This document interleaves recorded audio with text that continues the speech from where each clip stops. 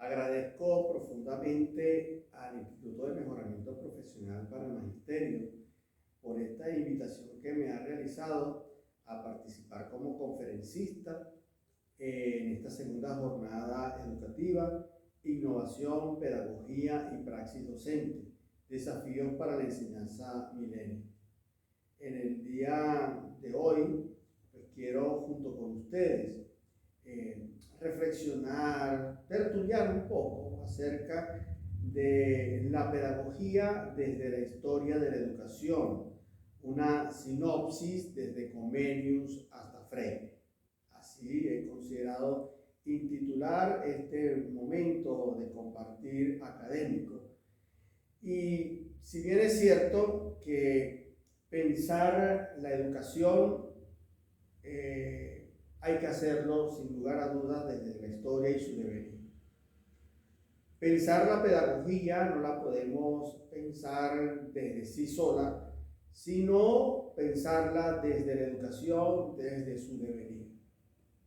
Más aún cuando en los momentos actuales, por decirlo de alguna manera, todavía se trilla aquella búsqueda de una definición de pedagogía. Básicamente, cuando hablamos de pedagogía, nos centramos en un devenir etimológico que a juicio personal y a juicio de indagación realizada por largas décadas, me estoy refiriendo a casi 20 años de indagación al respecto, me he topado con que aquella apreciación etimológica de la pedagogía como la conducción del niño, tomando en referencia el paidos griego, malagogé, ¿sí?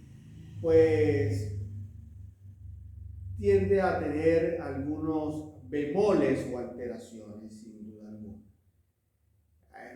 Hay apreciaciones muy básicas acerca de este devenir que sin duda alguna requiere de una apreciación hermenéutica. Cuando digo hermenéutica, en atención al devenir del término pedagogía. Y cuando digo hermenéutica es porque, como diría Gadamer, en Verdad y Método 1, pues toda visualización, por decirlo de alguna manera, terminológica, ciertamente conlleva, más allá de hacer filosofía, es hacer una filología. De tal manera que no solamente debemos quedarnos con una definición aparentemente etimológica, sino que a su vez ver el origen, la causa, el devenir de esta palabra. Estaríamos entonces hablando de una ontologización del constructo pedagógico. Como les decía, pues básicamente nosotros nos centramos a una apreciación etimológica del paidos y el agogé. Sin lugar a dudas que la humanidad desde los tiempos clásicos hasta la actualidad ha considerado a la educación y a la cultura un momento de necesaria reflexión. Ha desgastado esfuerzos increíbles en expresiones que merecen ser entendidas concretamente, dado que hay aparentes sentidos, pues no es como se muestran al intelecto, y dado que se dan sin cualidad y relación, como diría Kant, requieren de hacer un abordaje histórico sin lugar a dudas. Y una de estas expresiones es la pedagogía. Ese es un vocablo que está muy presente en la retórica docente e incluso en aquellos que pretenden hacer hasta políticas en lo educativo con repercusión en el ámbito social.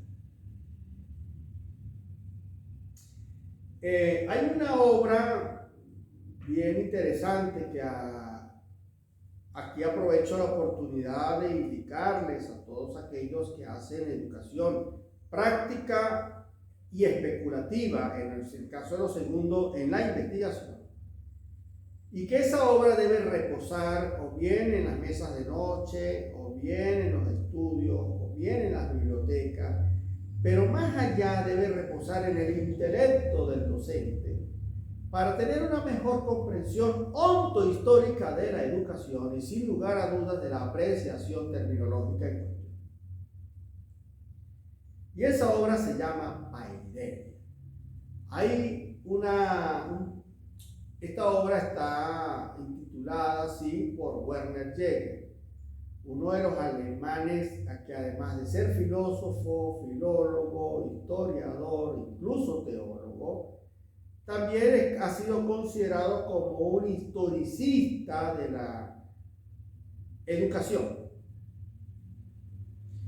Entre sus líneas expresa que paideia es un vocablo tan griego, tan puramente griego, que resulta difícil de darle alguna concepción e incluso darle una definición. Palabra más, palabra menos, Jaeger dice, este término es tan difícil de definir como difícil resulta cultura y filosofía. Cuando nosotros nos abocamos a un diccionario griego y encontramos la expresión paideia, vemos en ella que tiene por acepciones, además de educación, también tiene la acepción cultura. Y si bien es cierto que en el mundo práctico en el que nosotros nos desarrollamos, bien como académicos e incluso como personas comunes, encontramos que educación y cultura aparentemente son dos cosas totalmente distintas, cuando en esencia devienen del mismo término, paideia o paideia, como lo diríamos abiertamente. Este mismo alemán, del cual yo les hago alusión, exhorta tan de la misma manera como algunos otros alemanes, por el caso de Heidegger, o el mismo caso de Nietzsche, esa recomendación de volver nuestra mirada a los griegos. Es decir, no podemos nosotros concebir a la educación con ojos modernos. En palabras de Jaeger, no podemos nosotros tener una percepción de la educación, una comprensión de la educación bajo el espíritu de los modernos. ¿Por qué? Porque resultaría en todo caso concebir a la educación con esas metamorfosis con la cual nos está llegando en los actuales tiempos. Es decir, como un producto avellanado, como un producto representado, aparente, adornado, y no con su esencia, con la cual los griegos a la educación pensaron. En tal sentido, hay que concebir a la educación tal y cual aquellos hombres del siglo V antes de Cristo concibieron a paideia, es decir, educación y o cultura. Junto con paideia viene una cantidad de términos que, si bien es cierto, requiere de mucha atención para poder nosotros comprender algunas jergas que en el contexto educativo empleamos y que desde el siglo XVII en adelante, sin lugar a dudas, le dieron tanta aplicabilidad que incluso muchos de los actuales teóricos, investigadores o practicantes de la educación desconocen el devenir original u originario de esas expresiones. Y una de ellas es didáctica. El paidagogos, incluso como nosotros conocemos hoy el pedagogo, De tal manera que al hablar de didáctica, nosotros nos debemos abocar a aquella expresión griega denominada didaskaleia o didascalia, ¿ok? Que no era otra cosa más que la enseñanza. Y ahí viene incluso, en términos más latinos, la expresión docens, o como nosotros conocemos, docente, es decir, aquel que tiene la capacidad de enseñar. Sin embargo, en esa realidad griega hubo la existencia del grammatodidáscalos, ¿ok? Es decir, de aquel que enseñaba didácticamente, ¿ok? Permítame la redundancia, pero aquellos que enseñaban las primeras letras, o aquellos que enseñaban tanto a leer como a escribir. El gramatodidáscalos era ese maestro que tenía unos niveles superiores de formación o de educación que en el mundo básico se podría considerar el enseñador, ¿sí? O el maestro, o el profesor, como le llamamos hoy, y que este título último que estoy acuñando, Nietzsche, en el Schopenhauer como educador, critica porque hemos sido sustituidos por el profesor. Incluso Nietzsche considera que el educador es el filósofo, es aquel hombre que además de sabio, no aparente erudito, tiene la facultad de desarrollar y de enseñar bajo sentidos críticos. Ahora bien, este didáscalos tenía entonces la misión de enseñar. Y en esa enseñanza llevaba consigo una teleología. Una teleología. Es decir, un fin. Los griegos finalizaron la educación. Teleologizaron la educación. Teleologizaron la paideia. Y la forma en cómo los griegos la teleologizaron fue concibiéndola como la formación de los muchachos. Esto lo podemos encontrar en Wilhelm Dilthey en la historia de la pedagogía, su obra publicada en 1957, la cual tampoco culminó porque el ordenador de las cosas dispuso de su existencia. Pero es así como a educación o a paideia consiguieron los griegos la formación de los muchachos. Para Kant, la educación no es otra cosa, y si la vemos con ese espíritu griego, que hacer del hombre auténticamente hombre. Y que según Jäger, el fin de toda paideia no era otra cosa más que hacer del ciudadano, hacer del chico, hacer del hombre ese ideal de hombre, esa imagen anhelada.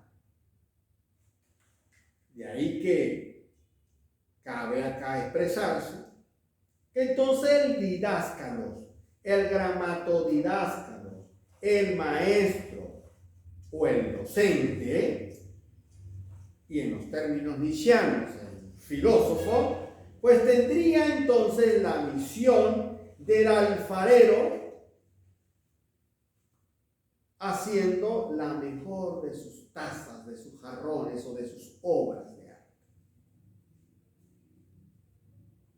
Y sus discípulos, sus alumnos, sus enseñantes, sus aprendices, pues son aquella arcilla en manos de aquel alfarero. Y aquí hay una de las graves problemáticas que acuñan a la educación. Es decir, el chico atraviesa por tantas manos y es tan empapado de manera multidiversa que finalmente es un producto inacabado. En consecuencia, difícilmente podemos aprehender la bondad o la belleza, o lo que también se concebiría desde el griego la tecné del sujeto. ¿Sí? Es difícil aprender ese carácter bello del ser humano, del hombre o de la persona. Precisamente porque cada quien, como alfarero, le va otorgando la forma que a su gusto quiere hacer de ese chico ese jarrón. Esa obra de arte, ese ser bello, auténtico.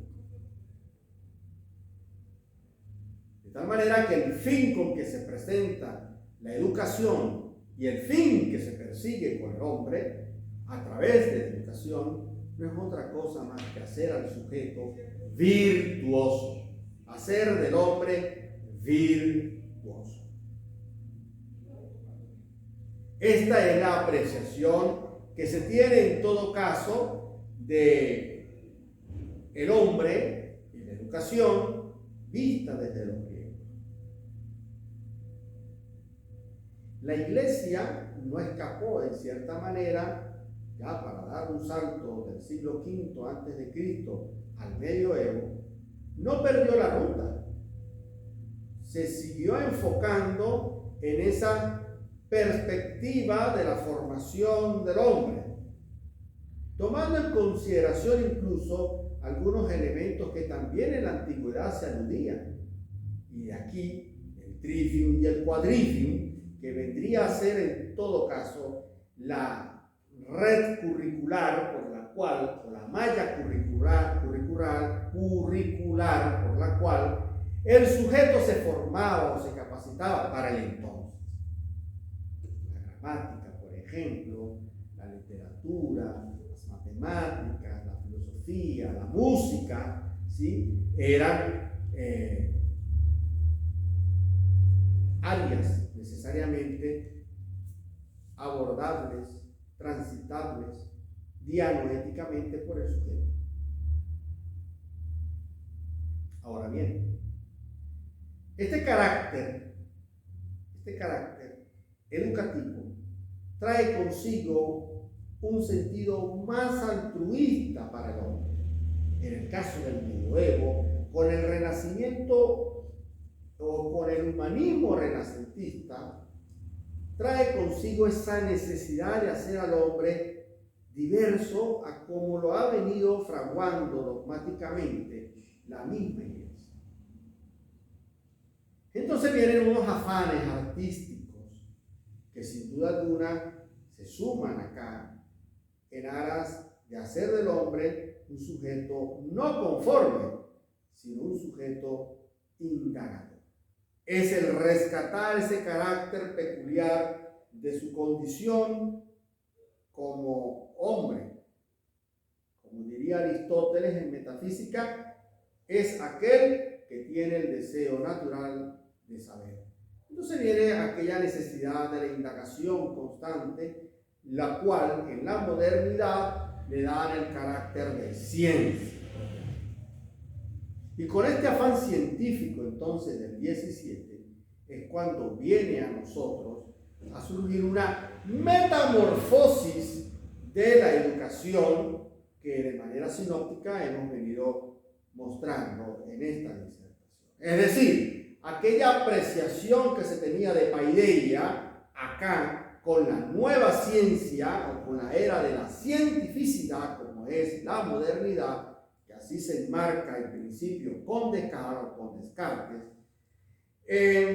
otras áreas, otras aristas del saber también se suman bajo ese mismo espíritu y la educación no escapa de ello.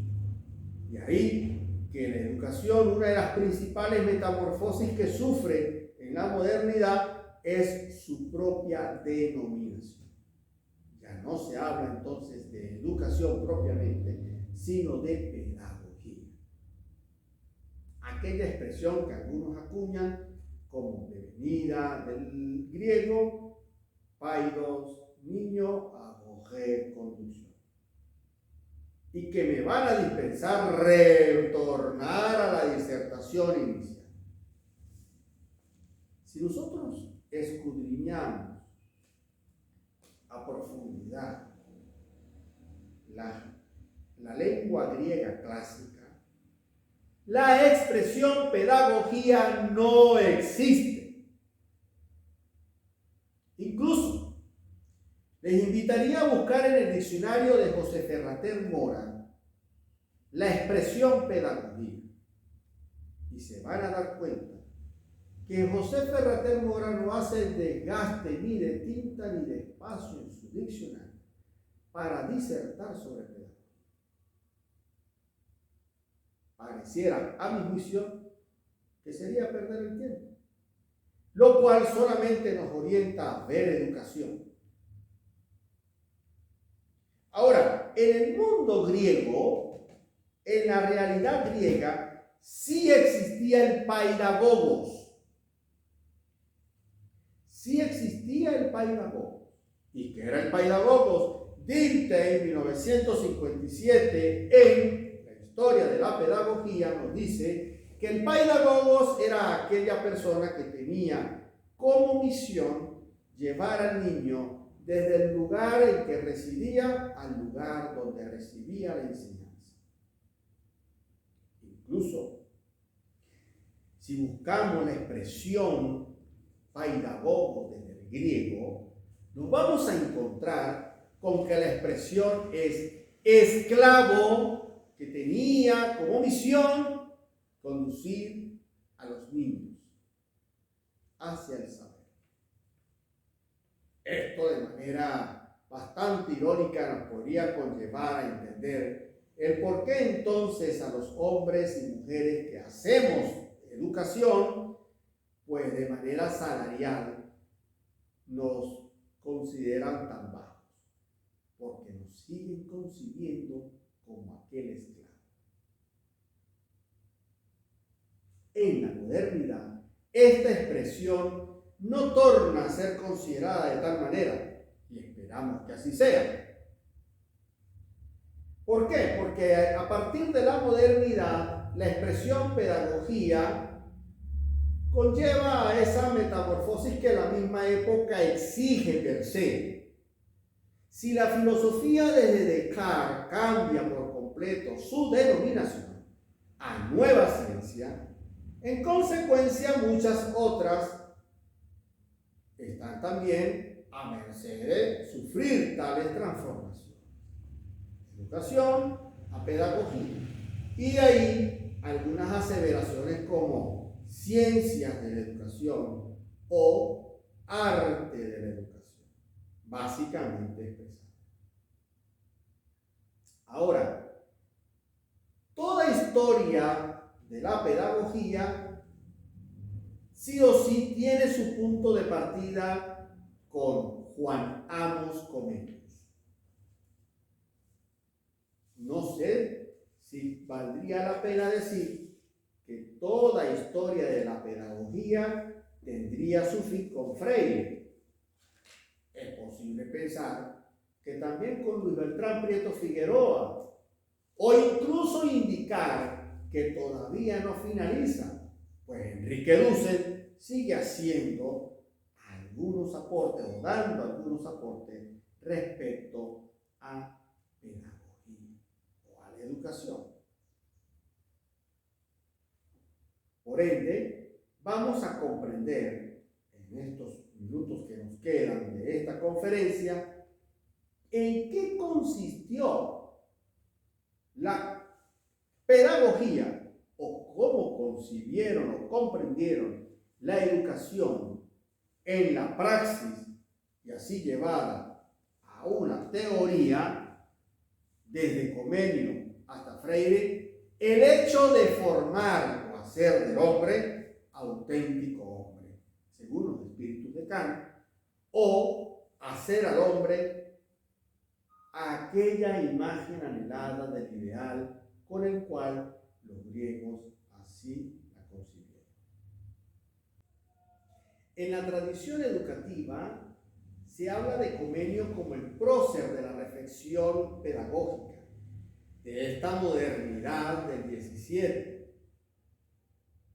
Sin embargo, hay otras contribuciones históricas, como la que Luzuriaga da a conocer, puesto que es de manifiesto, considerar que Radke fue más bien el precursor o iniciador de la reflexión sobre pedagogía, sobre aquel desarrollo de la educación desde la fuente realista, movimiento este que destaca en pro de la pedagogía sustituir el conocimiento verbalista por el de las cosas, o mejor, por el de sus representaciones, estableciendo así entonces una vía metódica denominada nueva didáctica.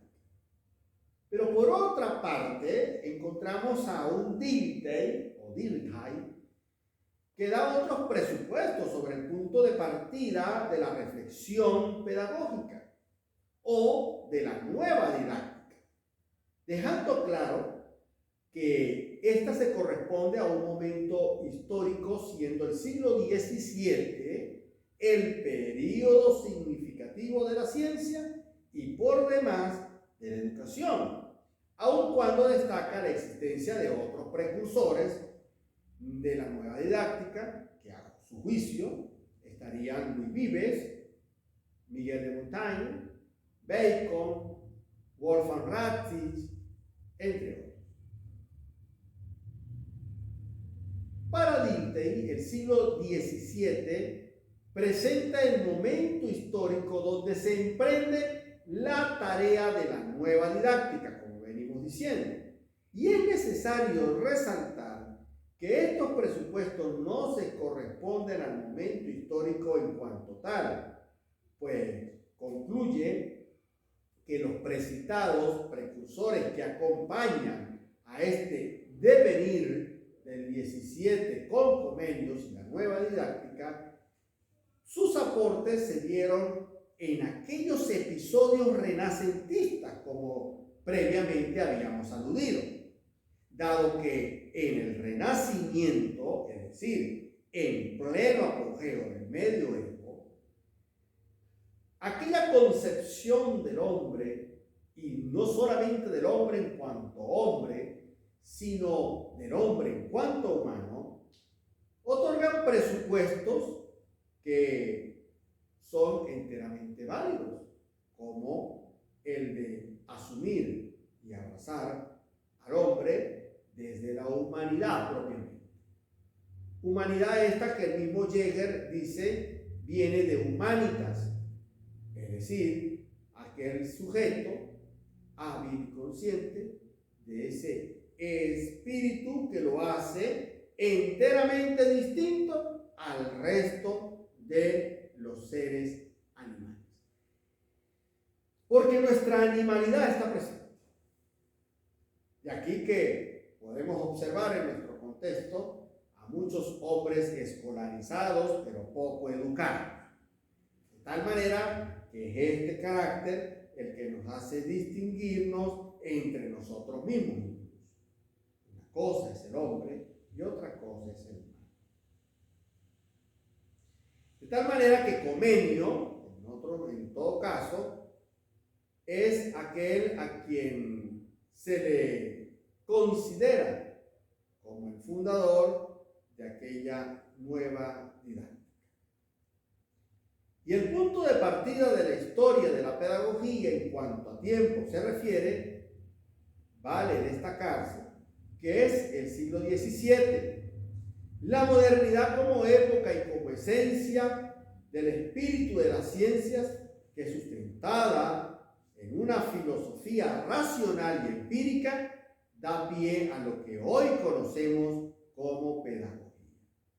Y todos aquellos que sistemáticamente hablaron de pedagogía teniendo como objeto a la didáctica, es decir, a cómo se ha de enseñar, suscribieron sin saberlo un movimiento de pedagogos o filósofos de la educación moderna que aún en los presentes tiempos continúan abonando el terreno amplio y complejo como es el de educar, valiéndose de aspectos no solo filosóficos, sino incluso de rasgos religiosos y hasta políticos. Y aquí que cobra fuerza aquello que el mismo Dilthey considera a la hora de definir a la filosofía como el Geist der Zeit, o el espíritu de los tiempos, que en consideración diacrónica con la pedagogía, vendrían a ser aquellos aportes pedagógicos fundados no solo desde la luz de la filosofía, sino desde las sombras religiosas y políticas, el espíritu que signa a ese tiempo educativo. Dentro de los principales pedagogos y sin duda alguna filósofos de la educación, se tienen a Juan Amos Comenio, a Federico Hermann, a Juan Jacobo Rousseau, a Juan Enrique Pestalozzi, a Simón Rodríguez, a Giovanni Gentile, a Anton Simonovic Macarenko, a Paul Nator, a Daniel Schleiermacher, a John Dewey, Jean Piaget, a Luis Beltrán, a Paulo Freire, entre otros. Es necesario destacar el papel que los períodos que anteceden a la modernidad hicieron con la educación. Ya hemos reseñado algunos aspectos con la antigüedad, pero es necesario resaltar entonces que en aquellos afanes renacentistas, la Iglesia pues, juega un papel fundamental en aras a la educación.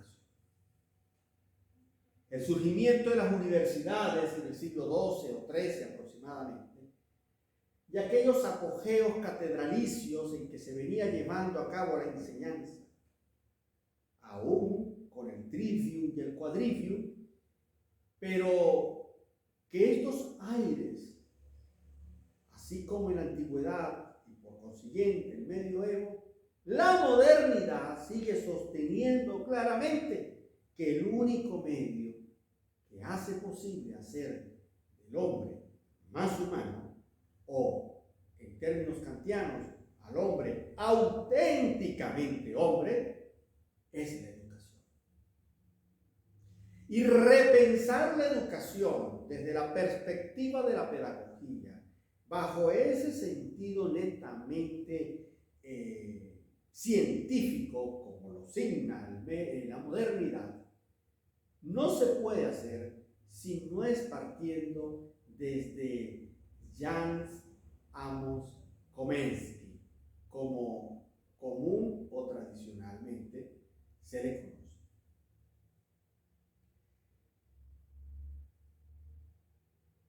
Este primer pedagogo, por decirlo de alguna manera, que incluso vivió pleno siglo XVII, dio el apogeo de las ciencias, pero también protagoniza desde la filosofía todos aquellos aportes que pueden ser considerados, sin lugar a dudas, una filosofía en pro de la educación, que da a la época una nueva visión en materia del aprendizaje y la enseñanza, aun cuando colinda con movimientos filosóficos como el idealismo cartesiano, quien expone que el conocimiento no se da por mediación de lo sensible, tesina que es refutada por el empirismo, sobre todo en la época de Bacon y Locke, y quienes sugieren que los sentidos efectivamente contribuyen a la construcción del conocimiento del sujeto.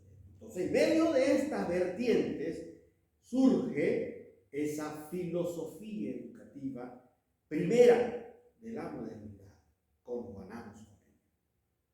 Se torna entonces simpáticamente confrontada el traer para dicho escenario histórico-epistemológico una proposición, aunque educativa, que roza con los espíritus filosóficos de la modernidad naciente. Un poco a modo de cultura general, por ejemplo, tenemos el Teteto de Platón, una cardinal obra de la senectud del clásico, y que propone refutar todas las teorías falsas, en especial aquellas promovidas por Protágoras, el relativismo antropológico y demás, en la que expresa que el conocimiento será como mera percepción sensible, su tesis de que lo que cada cual le parece verdadero, eso es la verdad. Parece que dicho espíritu se recobra en la modernidad, tornando interesante el desarrollo de la nueva era de la filosofía y de todas aquellas invenciones sapientes como la educación, por ejemplo, que con el arraigo que propone el momento histórico auspiciado por el filosofar, es decir, la ciencia, da comienzos a nuevas terminologías y otras que, aunque trilladas en el tiempo bajo el concepto de conocimiento, entendimiento, razón, intelecto, pedagógicamente Comenio la admite bajo el concepto de aprendizaje.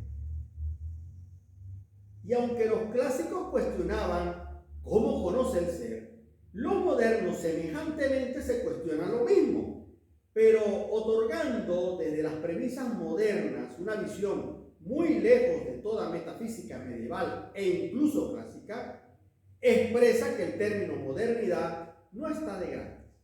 Primero, es un término que indica lo contrario al antiguo.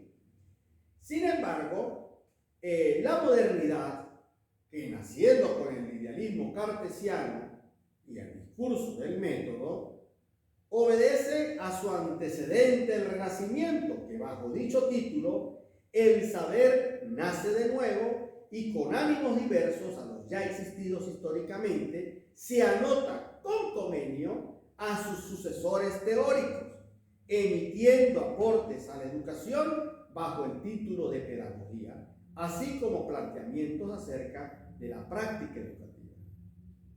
Y es por ello que Comenio, como hijo de la modernidad, no en vano surgen los nombres de Galileo Galilei, Descartes, Bacon, aun cuando estos no suscribieran nada acerca de los asuntos educativos, sus aportes puramente filosóficos concedieron impulso a dichos movimientos pedagógicos que se daba origen en la época moderna y que desde allí surja el reconocimiento como el realismo pedagógico a pesar de las tendencias opuestas. Me refiero al racionalismo y al empirismo. Y que da lugar al movimiento que revoluciona la enseñanza y de ahí el aforismo de nueva didáctica, donde se cuestiona la enseñanza y surgen proposiciones sobre cómo enseñar. Hablando un poco de su vida, el bohemio realizó estudios en Herborn y Heidelberg. Como practicante del protestantismo, fue ordenado pastor en Moravia, pero tuvo que exiliarse a resultado de la persecución de protestantes por los Habsburgo en la Guerra de los 30 años. Y su obra cumbre, Didáctica Magna, donde estima un gran número de preceptos pedagógicos y que a pesar de la gran influencia que en su vida personal tuvo la religión, no ascendió ese valor espiritual para encuadrar al discernimiento de la educación en ninguna confesión religiosa, mucho menos en la suya. Por tanto, Comenio, como un buen hijo de su época y en correspondencia con la educación de los niños, erige la Didáctica Magna, entre otras producciones literarias, abona una nueva y rica metodología para la enseñanza del idioma. Su obra, Janua Linguarum Reserata, o La Puerta de las Lenguas Cerradas, indicaba que se colocaban solo 1000 palabras en 427 frases, según el mismo orden sistemático como preparación, al igual que una enseñanza erudita a su juicio necesaria para el entonces, solo que basta aplicar una didáctica consona a fin de que cale en el infante a modo de comprensión todo lo que debe saber. Y se destaca en esta literatura el todo y saber, donde una de sus ideas precisamente se da bajo el título de la pansofía, y de ahí que se hable de la utopía pansófica del Comenio. Es decir, que nada, todo, no está cerrado a ser aprendido, a ser concebido desde el entendimiento y sobre esto hacer sabiduría. La pansofía, en consecuencia, vendría a ser un término construido de dos voces griegas, panta, todos, y la expresión sofía, sabiduría, habilidad, destreza. Para el pedagogo, la pansofía consistía entonces en que a todos se les puede enseñar todo, Y en su didáctica magna, el teórico en el fundamento 3.23 expresa en materia que ordinariamente se ha pecado de un modo enorme en las escuelas contra este fundamento. La mayor parte de los preceptores intentan sembrar hierbas en vez de semillas y plantar árboles en lugar de tallos, cuando pretenden imbuir en los discípulos el caos de las conclusiones diversas y textos completos en lugar de los principios fundamentales. Siendo así, que tan cierto es que el mundo se compone de 4 elementos, como que la erudición se basa en poquísimos principios, de los cuales se deduce una infinita multitud de consecuencias, del mismo modo que puedan surgir ciertas ramas y miles de hojas, flores y frutos de un árbol de raíz muy firme. Quiera Dios compadecerse de nuestro siglo y abrir a algunos los ojos del entendimiento para que vea con claridad las relaciones de las cosas y las muestre a los demás, para que vea con claridad lo que nosotros, si Dios quiere, daremos las muestras de nuestro intento en la sinopsis de la pansofía, con la humilde esperanza de que acaso Dios, por mediación de otros, dé a conocer muchas cosas a su tiempo. Esto, un extracto de la didáctica magna, fundamento 3.23, de Juan Amos Comenius. Y en efecto, a veces partimos desde lo más complejo y no partimos desde lo más simple. A veces entramos por la puerta de atrás en el proceso de enseñanza, cuando es necesario partir desde las nociones fundamentales. Esta idea pansófica, o idea de enseñar a todos todo, o todo no está cerrado para ser concebido y sobre este hacer sabiduría, muta la práctica de la educación que se dirigía solo a una parte de la ciudad, donde los pobres eran excluidos. Para Comenio, en su capítulo 9 de la didáctica magna, expresa que se debe reunir en todas las escuelas a toda la juventud de uno y otro sexo, y exhorta que no solo se deben admitir en las escuelas a las ciudades, plazas, aldeas y villas, a los hijos de los ricos o de los primates, sino a todos por igual, a nobles y plebeyos, a ricos y pobres, a niños y niñas. En primer lugar, porque todos los que han nacido hombres lo fueron con el mismo fin principal, a saber, para la que sean hombres. Esto es criaturas racionales, señores de las demás criaturas, imagen expresa de su creador. Todos, por lo tanto, han de ser preparados de tal modo que, instruidos sabiamente en las letras, la virtud y la religión puedan atravesar últimamente esta vida presente y estar dignamente dispuestos para la futura. Tomamos en consideración aquello de mucha escolaridad y poca educación. Nuestra sociedad está demasiado escolarizada, pero poco educada. De tal manera que estas primeras ideas pedagógicas del siglo XVII colocan a Comenio en el sitial de reconocimiento, puesto que tales opiniones influyeron significativamente en el pensamiento de otros pedagogos, como el caso de Pestalozzi, Rousseau, Herbart, Frober, Montessori, De Crowley, entre otros. Y más allá de sus ideas, fue el haberse permitido conjuntamente con la misma modernidad en curso revestirse como el Copérnico de la educación, instaurando a la pedagogía como ciencia, teniendo como objeto de estudio la educación desde la didáctica como disciplina. Y en esa modernidad en tránsito,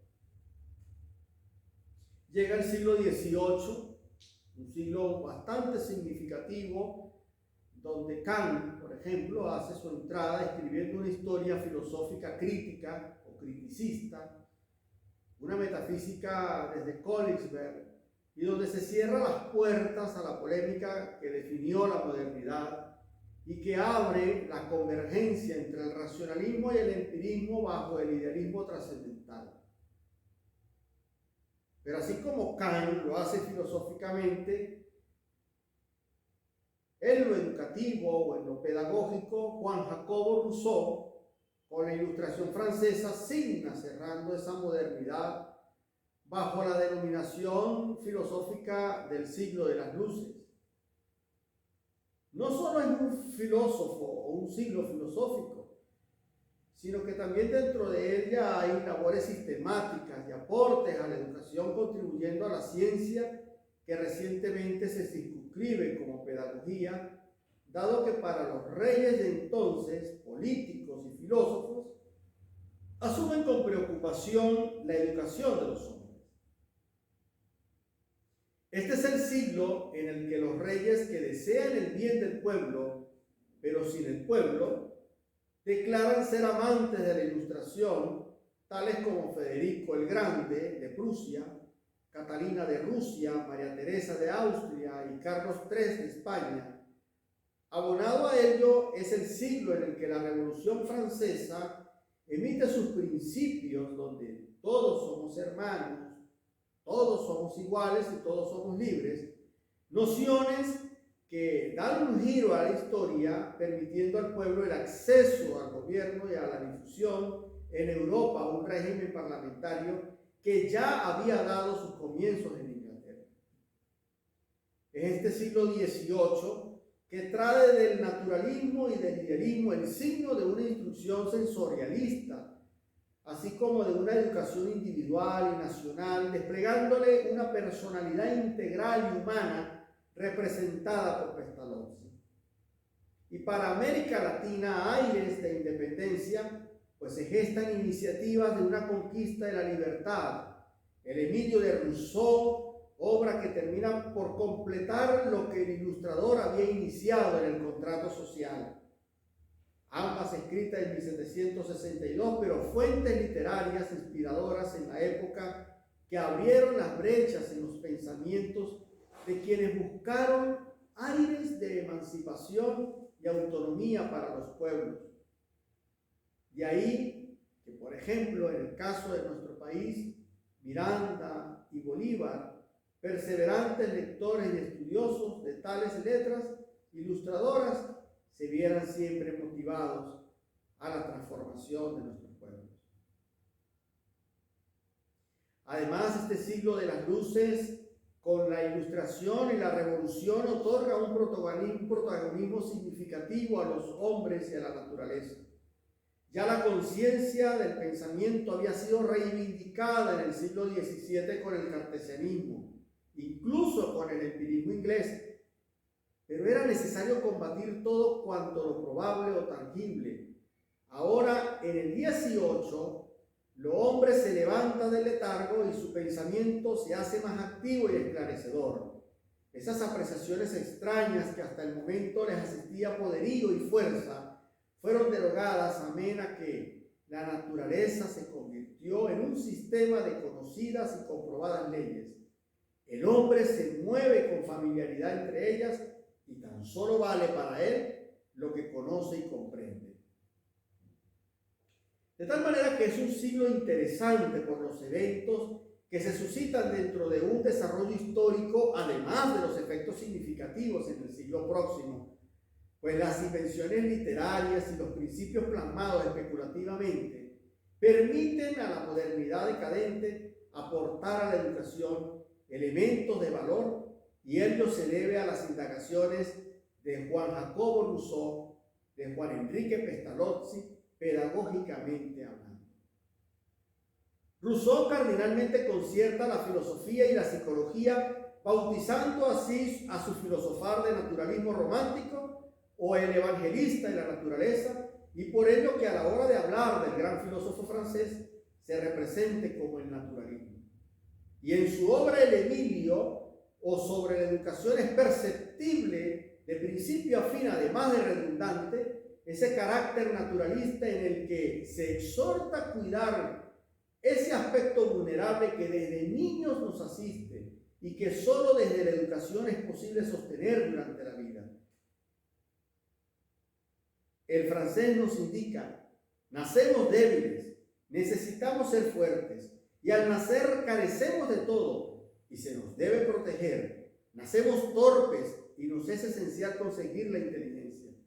Todo esto de que carecemos al nacer, tan imprescindible en la adolescencia, se nos ha dado por medio de la educación. Y aun cuando el Emilio figura ser su obra cumbre en materia educativa, es necesario destacar que en la cronología de Rousseau, así presentada como sinopsis en el Emilio, en 1740 Rousseau, fungiendo como preceptor de los hijos de Maury, escribe el proyecto para la educación de Saint-Marie, proyecto para la educación, y quien años más tarde exalta la educación pública en su artículo sobre economía política. Es decir, evidencia clara que mucho antes del Emilio, ya en el naturalista existía un fervor por la educación, denotando así su interés por los hombres, su desarrollo y el derecho que les ha de existir. Es un consecuente hombre de problemas en el entendido que con sus ensayos, artículos u otras más ponderosas de sus publicaciones es perseguido, juzgado, hasta simbólicamente ahorcado por sus opiniones respecto de la música francesa y otras producciones críticas a los sistemas de entonces. La pedagogía de Rousseau es por demás naturalista, como se ha expresado en líneas vicinamente anteriores. Y dado que en su Emilio así lo preconiza al expresar en su libro primero, en su primera línea, todo es perfecto cuando sale de la mano de Dios, pero todo degenera en las manos del hombre. Pasaje este que indica la bondad con la que egresamos del seno materno y cómo inmediatamente nos abraza la corrupción del entorno representado por nuestros connaturales. Nosotros nacemos sensibles y desde nuestro nacimiento estamos afectados de diversas maneras por los objetos que nos rodean. Por ende, la educación, para ser poderosa, debe darse desde esa naturaleza propia del niño, con su haber dado naturalmente. Quien educa debe conocer esa naturaleza y permitir que él ya se manifieste para así preservarlo de las ciencias u otros hábitos. Expresión muy trillada por el ilustrador Conso Emilio, que están muy distantes de toda ley natural.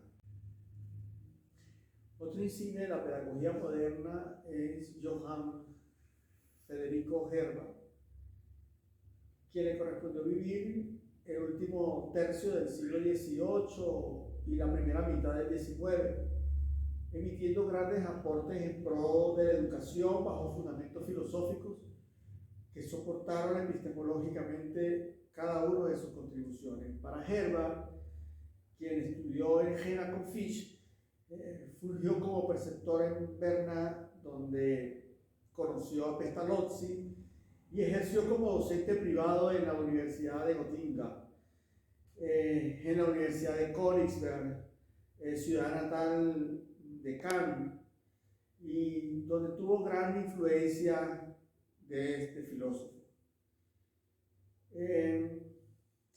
La filosofía es para Herbar una elaboración de conceptos para eliminar las contradicciones que ofrece toda experiencia extendida, como lo ha dado en general las leyes del pensamiento en cuanto a normas para el conocimiento.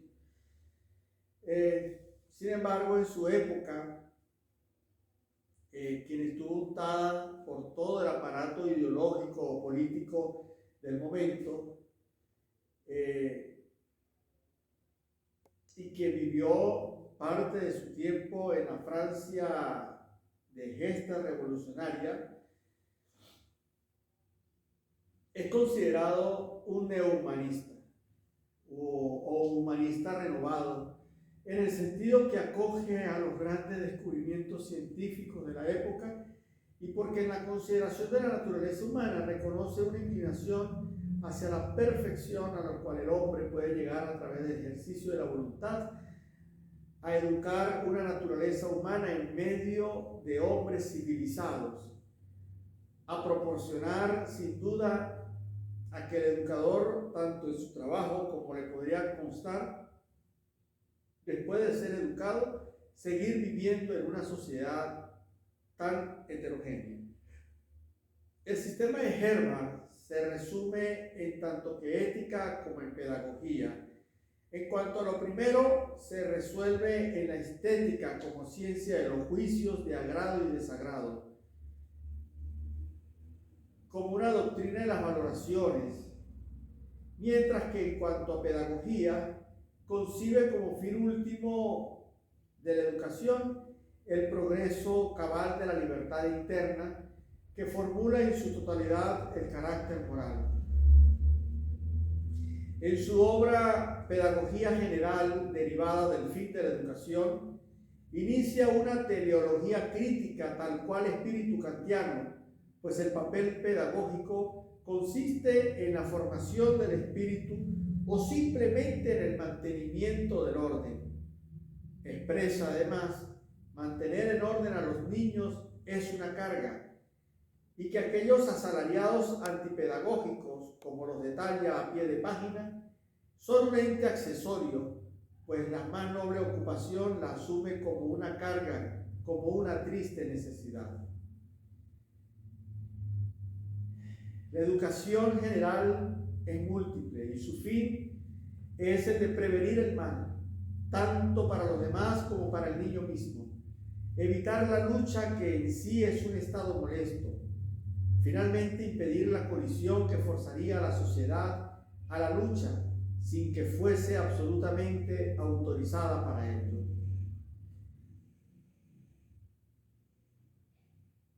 Esta consideración psicológica de Herbart pretende el desarrollo de una correcta manera de pensar porque considera que la voluntad tiene sus raíces en el pensamiento y la virtud, como fin de la educación que no es otra cosa que el control de la voluntad para ejercer la vida basada en planteamientos éticos, pues de provista de voluntad viene el niño al mundo y por ende ha de proporcionar rasgos de una verdadera voluntad tal como se exigen en los principios de toda filosofía práctica, más aún de influencia kantista. Y haciendo un gran salto de mediados del siglo XIX al siglo XX, nos encontramos con una filosofía contemporánea, pero también con una pedagogía contemporánea que de suyo trae grandes transformaciones al pensamiento, a la pedagogía, incluso a la teología. La teología de la liberación y la filosofía de la liberación. Un pensamiento en el que fuera de todo eurocentrismo, lejos de toda premisa ordinaria de una filosofía tanto teórica o especulativa y asimismo práctica, trae para América Latina a uno de los grandes pensadores como lo es Paulo Freire, bastante conocido por aquello de la educación bancaria. 1970, fundamentalmente en sus primeros años, con la teología de la liberación, asimismo, viene la filosofía latinoamericana y el pensamiento pedagógico. Bajo los prismas de ideologizar una educación a razón de sistemas que definen una política estatal, se signa la pedagogía del siglo XX como aquella que más que hacer proposiciones sobre una nueva didáctica, como resultó en todo caso para el 17 con Comenio y siguientes, así termina alineándose y haciéndose un régimen, dejando en el centro a la humanidad que vulnerablemente se manipula, amén a tales criterios que terminan alineando aún más al hombre mismo y donde el concepto de libertad, aspiración que venía desde Rousseau hasta Herbart, queda en una mera intención. Siempre se ha buscado la desalienación del hombre. El pensamiento antropocéntrico, desde los clásicos hasta los momentos del renacimiento humanista, asimismo con la pedagogía rusoniana, herbartiana, buscaron en todo caso la desalienación del hombre, fuera de todo principio idealista. Pero el pensamiento pedagógico de Makarenko, por ejemplo, alienado a los sistemas comunistas, en algunos de los casos también se muestra alienado el pensamiento de Freire, y así señalado por algunos. Sin embargo, quedaría a criterio de cada quien hacer justicieros o hacerse justicieros de tales pensamientos. Sin embargo, en América Latina, en la contemporánea América Latina, en América de Paulo Freire, retomando el ideario de libertad y que solo la educación puede reivindicar al sujeto frente a esta virtud, muy natural incluso, escribe este pensador en su obra Pedagogía del Oprimido, que se busca retotalizar como práctica a la libertad frente a la pedagogía, más aún de aquellas clases dominantes. Desde la práctica de la libertad se encontrará una adecuada expresión en una pedagogía en la que el oprimido tenga condiciones de descubrirse y conquistarse como sujeto de su propio destino histórico. Es por ello que la pedagogía del oprimido es la pedagogía de los hombres que se empeñan en la lucha por su liberación. Las afirmaciones acerca de esta pedagogía de los hombres está respaldada por las experiencias de vida docente, llevadas a cabo no solo en el Brasil, sino también en Chile. La complejidad educativa latinoamericana, que reclama, según el filósofo latinoamericano, una profunda transformación social, y que solo desde esa educación emancipadora se vislumbra la posibilidad de una nueva y auténtica sociedad. Freire, cuando habla de libertad, lo hace desde su magno espíritu cristiano, y no solo la libertad, también la justicia, la igualdad, que lejos de ser unos descriptores ideológicos, son en sí categorías generadoras de instrumentos de transformación auténtica del hombre y de la sociedad. Es cierto que para Freire la educación es un acto de amor. La pedagogía del oprimido como pedagogía humanística y liberadora tendrá dos momentos distintos, aunque interrelacionados. El primero, en el cual los oprimidos van descubriendo el mundo de la opresión y se van comprometiendo en la praxis con su transformación. Y en el segundo caso, una vez transformada la realidad opresora, esta pedagogía deja de ser del oprimido y pasa a ser la pedagogía de los hombres en proceso de permanente liberación. De tal manera que Freire gesta una pedagogía profundamente humanista espiritualista, humanista en tanto que centra en el hombre toda la problemática educativa. De esta forma, el objetivo de su pesquisa es impulsar al hombre al develamiento de su propia realidad, y en cuanto a lo espiritual, estimula al hombre a la autoconfiguración para así hacer perceptible lo que el hombre habla, escribe, realiza, siente como expresión objetiva de su espíritu. Hablar de la educación bancaria es para Freire concebida como esa aparente donación de conocimientos que proporcionan los que se juzgan sabios, siendo estos los educadores que alienan la ignorancia. El educador siempre será el que sabe, mientras que los educandos serán siempre los ignorantes. Pero para Freire, propone que esta educación liberadora supera toda esta contradicción entre el educador y los educandos, de manera que el educador no solo será el que educa, sino el que en esa medida en que educado será también educado. La educación debe comenzar por la superación de la contradicción educador-educando. Debe fundarse en la conciliación de sus polos, de tal manera que ambos se hagan simultáneamente educadores y educando. Si bien es cierto que haciendo toda esta sinopsis, porque ciertamente el tiempo no nos permite abarcar más sobre esta amplia historia de la pedagogía, desde Comenio hasta Freire, podríamos decir que hay un absoluto espíritu filantrópico y en correlación por la armonía consigo mismo del hombre. Toda aquella teleología impresa por los griegos desde el siglo V a.C. sigue siendo una magna realidad, deseo, un ideal por parte del que educa conscientemente a la humanidad. No debemos ser una sociedad escolarizada, debemos ser una sociedad ampliamente educada. Educar con amor, educar desde el amor, educar para el amor, por el amor. Así como a Cristo le preguntaron, ¿quién eres? Y él dijo, yo soy el camino, la verdad y la vida. Debemos ser igualmente los maestros en este mundo. Aquellos que presenten el camino que conduce hacia la verdad, que les otorgará amplia vida. Y finalizo indicando en los términos de Jäger. Hay que volver a repensar la educación desde lo griego, mirando con ojos auténticamente griegos y así comprender toda la teleología educativa. Como en este caso, Comenius, como en este caso, Rousseau, como en este caso, Hermann, como en este caso, Freire. Una educación dirigida a la emancipación, una educación dirigida hacia la libertad del hombre desde el pensamiento, haciendo al hombre auténtico.